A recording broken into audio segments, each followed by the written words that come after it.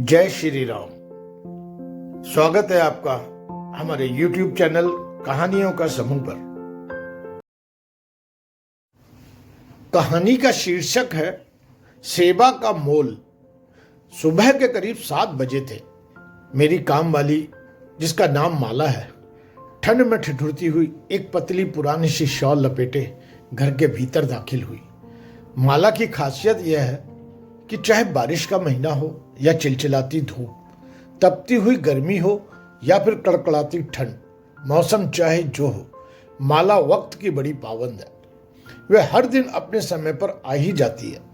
ऐसा नहीं कि इन 7 सालों में उसने कभी छुट्टी ना ली हो, लेकिन जब भी नहीं आना होता है वह पहले ही बता देती है, या फिर जब कभी भी अचानक किसी कारणवश नहीं आ पाती है तब किसी ना किसी के जरिए खबर भिजवा देती है।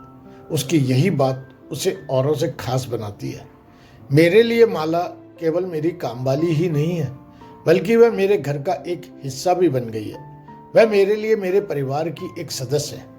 माला के प्रति मेरे यह भाव व विचार पूर्णतः मेरे अपने हैं। मम्मी यानी मेरी सासू माँ की तो उसके काम को लेकर हमेशा शिकायत रहती थी। बेशक वो पहले से बताकर छुट्टी करती थी, मगर मम्मी जी को उसका इतना छुट्टी करना बिल्कुल पसंद नहीं था। इसीलिए मम्मी जी उससे और वो मम्मी जी से खफा ही रहती थी।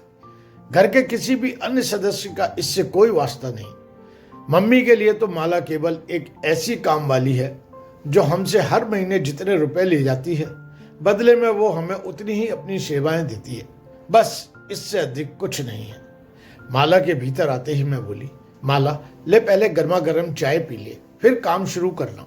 मेरा इतना कहना था कि माला गठरी बनकर उकड़ू बैठ गई और अपनी दोनों हथेलियों को रगड़ती हुई बोली, हाँ भाभी, पहले गर्मा गर्म चाय ही दे दीजिए। जाड़ा तो बहुत ही बढ़ गया है, हाथ पैर जमने लगे हैं। 2 घूंट गर्म चाय अंदर जाएगी तभी शरीर में जान आएगी। मैंने मुस्कुराते हुए गर्म चाय के साथ गर्मा गर्म भजिए की प्लेट भी उसकी ओर बढ़ा दी। प्लेट हाथ में लेते हुए बोली, एक आप ही हो भाभी जो हमारा ख्याल रखती हो। बाकी के घरों में तो एक कप चाय देने में उनकी नानी मरती है, भजिया कहाँ से खिलाएंगे। माला की बातें सुन हॉल में बैठी माला फेरती मम्मी जी अपने चश्मे के अंदर से घूर कर माला की ओर देखने लगी। यह देखकर माला फटाफट एक के बाद एक भजिया मुंह में डालने लगी। इस वजह से उसके तालू भी जल गए। यह उसकी आंखों से बहते आंसुओं से साफ पता चल रहा था। उसके बाद झट से चाय पीकर वहां से खिसक गई और मैं नजरें झुकाए किचन में अपने कामों में व्यस्त हो गई। 2 दिन बाद मुझे अपने पति और बेटे के संग मेरे मायके में एक पारिवारिक आयोजन में शरीक होने जाना था, लेकिन ठंड अपनी तेवर दिखाते हुए नजरें तरेरने लगी और मैं इस दुविधा में थी कि इस कड़ाके की ठंड में मम्मी जी को 4-5 दिनों के लिए घर पर अकेले छोड़कर कैसे जा पाऊंगी, क्योंकि पिछले 2 सालों से ठंड की वजह से उनके हाथ पैरों में सूजन आने की शिकायत होने लगी थी। लेकिन जब मम्मी जी को इस बात की पता चली तो बोली, चली जाओ, वैसे भी तुम्हारा कहीं जाना बहुत कम ही होता है और फिर यही मौका होता है जब सभी लोगों से मेल मिलाप हो जाता है। रही बात हमारी तो हम अपना ध्यान रख लेंगे।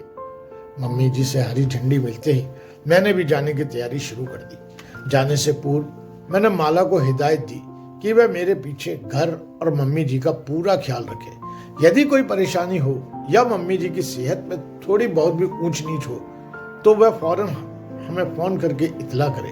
हम अगली ही ट्रेन से लौट आएंगे।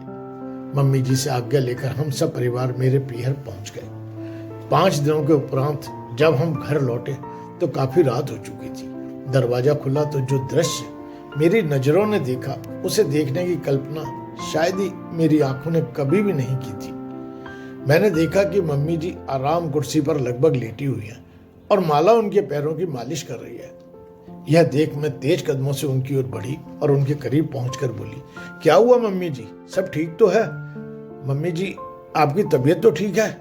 मुझे इस तरह घबराए हुए देखकर मम्मी जी बोली, अरे सब ठीक है, मुझे कुछ नहीं हुआ, अब मैं बिल्कुल स्वस्थ हूँ। जाड़े की वजह से हाथ पैरों में सूजन आ गई थी और पूरे शरीर में दर्द भी भर गया था। मेरी हालत तो बड़ी खराब हो गई थी, बिस्तर से हिलना भी मुहाल था। लेकिन माला ने आकर सब संभाल लिया।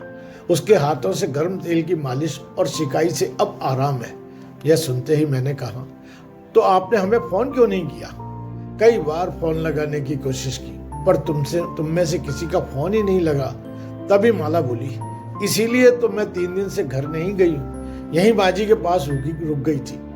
लेकिन अब चिंता की कोई बात नहीं, मैं बिल्कुल ठीक हूँ, मम्मी जी ने बड़े शांत स्वभाव से कहा। तभी माला फिर बोली, हाँ भाभी, माँ जी अब बिल्कुल ठीक है, आप बिल्कुल चिंता ना करें। आप जाकर हाथ मुंह धो लीजिए, मैं आप सभी के लिए चाय बना देती हूँ। आप लोग सफर से थक गए होंगे। इतना कहकर माला हम सभी के लिए चाय बनाने चली गई। तभी मम्मी जी ने बताया कि किस तरह माला पिछले 3 दिनों से अपने घर नहीं जाकर उनकी सेवा में लगी हुई है और उसने एक पल के लिए भी उन्हें अकेला नहीं छोड़ा। आज मम्मी जी की आंखों में माला के प्रति यह प्यार और सम्मान दिखाई दे रहा था, जो मैं हमेशा से देखना चाहती थी। मम्मी जी और माला के रिश्तों में वह गर्माहट भी दिखाई दे रही थी, जो कड़कड़ाती ठंड अपने संग लेकर आई थी। अब मम्मी जी यह भी समझ चुकी थी कि कुछ सेवाएं ऐसी भी होती हैं जिन्हें हम रुपया देकर नहीं प्राप्त कर सकते।